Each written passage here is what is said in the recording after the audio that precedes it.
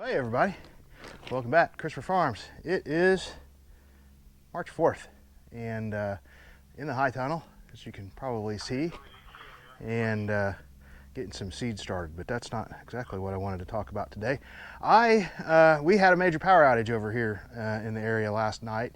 Thankfully enough, I have a generator and solar and stuff, so it wasn't a problem, but power outages can be fairly serious for me. With the high tunnel and the germination chamber that I have behind you guys, it's important to keep it going. And the power came back on after a couple hours, so it probably wouldn't be a problem. But as of this morning at breakfast time, when I went up to town, there were still folks just a couple miles away from me that were without power. Yeah, and it got down below freezing. It got down to 28 last night. So if it would have got down to 28 last night, I probably would have lost everything in my germination chamber. So got the generator, and that was great, but had issues, and I'll tell you about those here in a minute.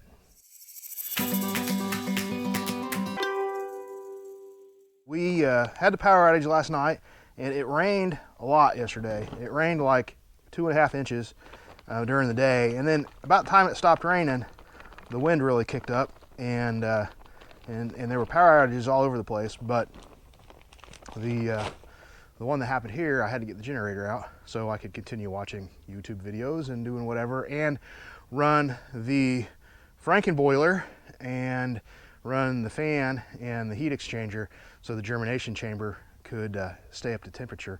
So I did that, and now let me back up for a second. I'll just say this about my generator, is I actually have a scheduled generator test on my calendar once a month. So I regularly would pull the generator out of the barn. Actually, I got 3 generators.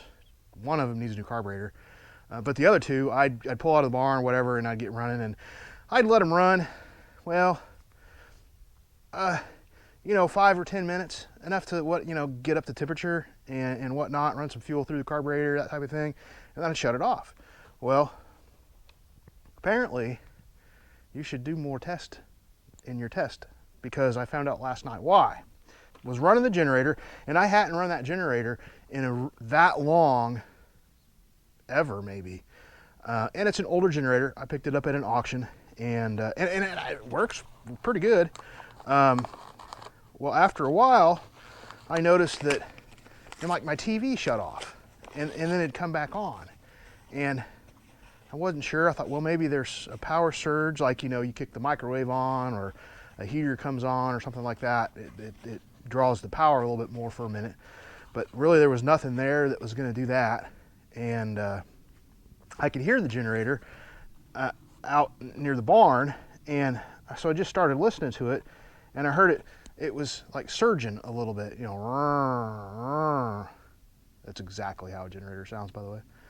So it was like surging a little bit, and I wasn't sure what was going on. I thought, well, maybe it's a fuel issue, but no, it shouldn't be a fuel issue. I thought, well, I'm going to get my other generator ready to go, and in case this one goes out. So I went down to the barn, and while I was down there getting the other generator prepped, it really started surging, and then it sounded like it was running out of fuel, is what happened, or what it sounded like.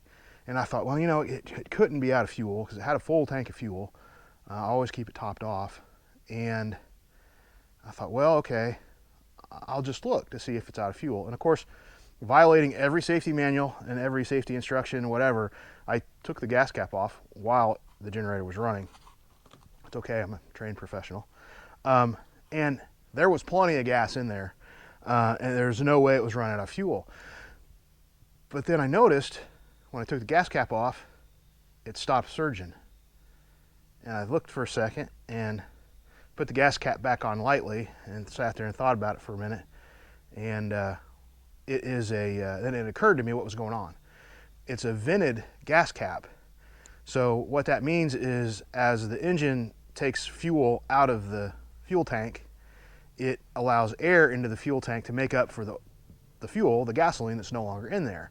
And it vents into there. And what was happening, apparently, well, so I realized that was probably what it was, so I took the gas cap back off and looked at it, and sure enough, like on the inside at the top, it's like metal, where it must allow it to pull down a little bit, pull some air in. Well, there was some rust on it, and apparently that rust was keeping that cap from venting properly. And so when I had it on the tank and cranked all the way down, it basically, the engine pulled gas out and started pulling a vacuum on in that fuel tank, and it's plastic fuel tank, so you know it'd give a little bit, and that was going on. As long as I left, as long as I leave the gas cap loose, I didn't have a problem, and it ran like that for that probably started after an hour, and it probably ran for another hour after I loosened the gas cap. I had zero problems after that.